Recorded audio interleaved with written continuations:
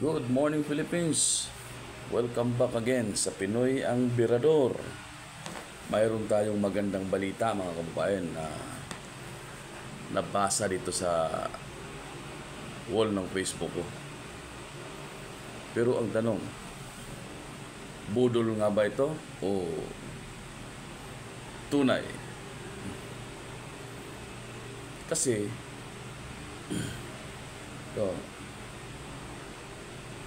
itong balita na ito ay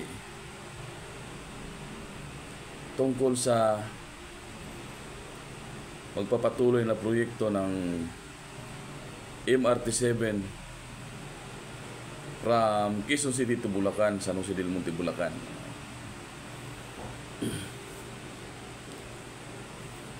Magandang balita ito, mga kababayan, lalo na sa mga commuters ng San Jose del Monte, Bulacan.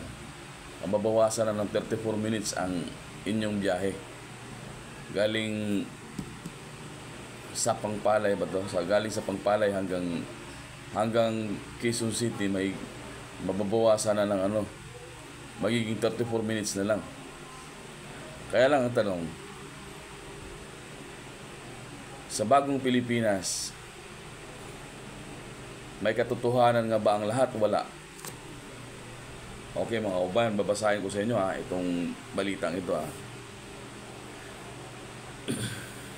After 7 years of delay, the Metro Rail Transit Line 7 or MRT-7, mga kababayan, is finally tracked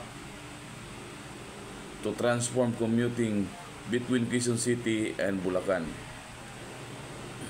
spanning 22 kilometers with 14 stations from North Avenue in Quezon City to San Jose del Monte, Bulacan. MRT-7 aims to cut travel time from several hours to just 34 minutes. Totoo yan. Mahaba ang oras ng biyahe galing sa San Jose del Monte, Bulacan papuntang Quezon City.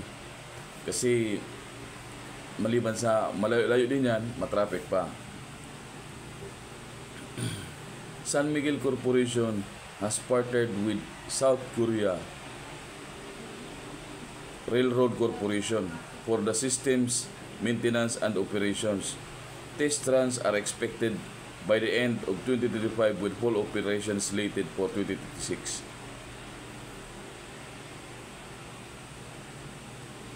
So, ibig sabihin, susubukan pa lang nila ngayong katapusan ng 2025 at magiging full operations baka ngayong 2026. Key stations and nearby landmarks include North Avenue Station.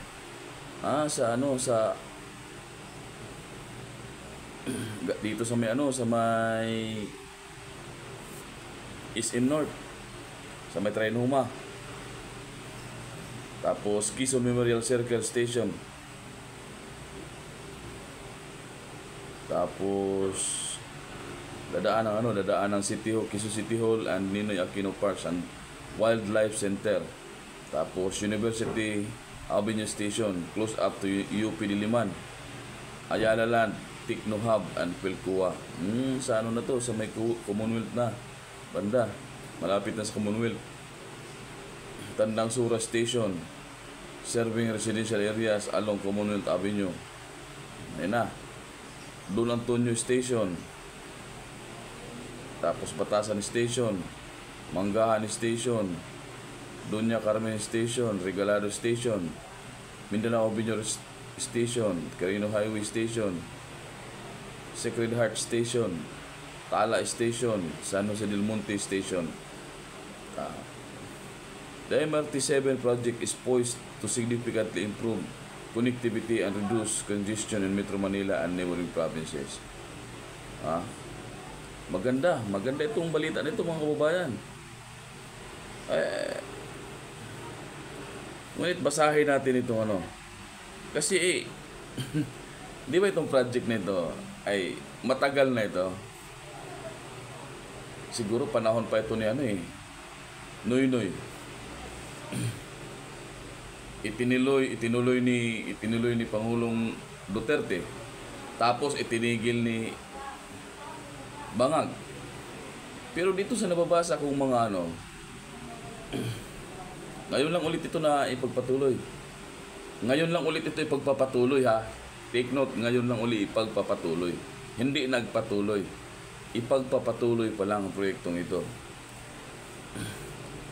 Babasahin natin yung mga comments, mga kababayan. Kasi mukhang mga trolls itong mga nag-comment dito. Kaya mukhang nabubudol na naman tayo. So,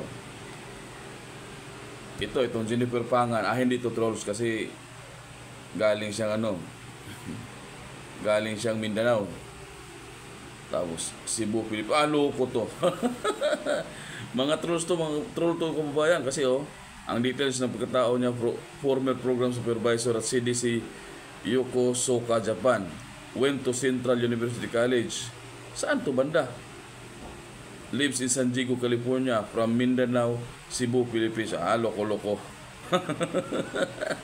Nasabi niya, yes, we love you, BBM, more the best. Sinagot siya dito ni Utilidi Ibibak Utiplak. Sige na, mahal mo na siya. Kayo ng dalawa, hindi kami tututol sa inyo ng dalawa, nagmamahalan kayo.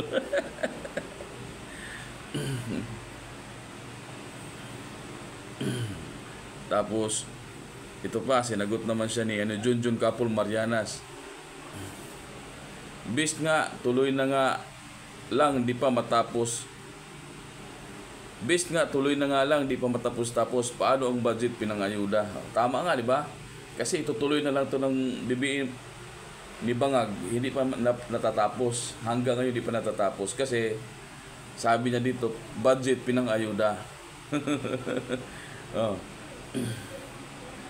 Sabi naman ni Sunny Chiringini sa kay Jennifer Pangan, yes, BBM, salamat, marami mga adik at pusher sa lansangan. Grabe ito.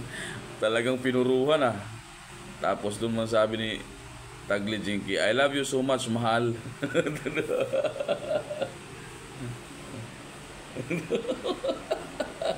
Sino kaya gumawa nitong luko-luko na to?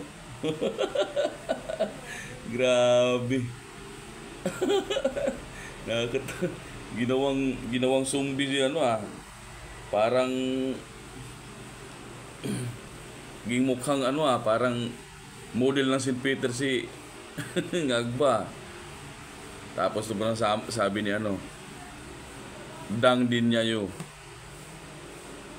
lock profile, Dang din niya locked hair profile. Hinalinan Antique Philippines. Sabi niya, salamat po BBM. Tapos ito naman si Diggs Flores. Hindi ito troll. Yes, wow, dami na napagawa ni President BBM. Salamat po ng marami. Sinagot siya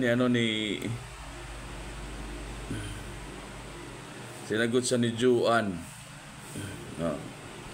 Opo, ang dami niya nagawa. Gold Reserve, 129 billions. PhilHealth, 89.9 billions. Maharlika Fund, 250 billions. GSIS, 62.5 billions. SSS, 62.5 billions. Land Bank, 62.5 billions. PDIC, 117 billions. Marcos Confidential Fund, 4.5 billions. Flood Control Project, 500 billions. B-Loan for Health System in Rural Areas, 28.7 billions. Total 13.66 trillions. Ayan niya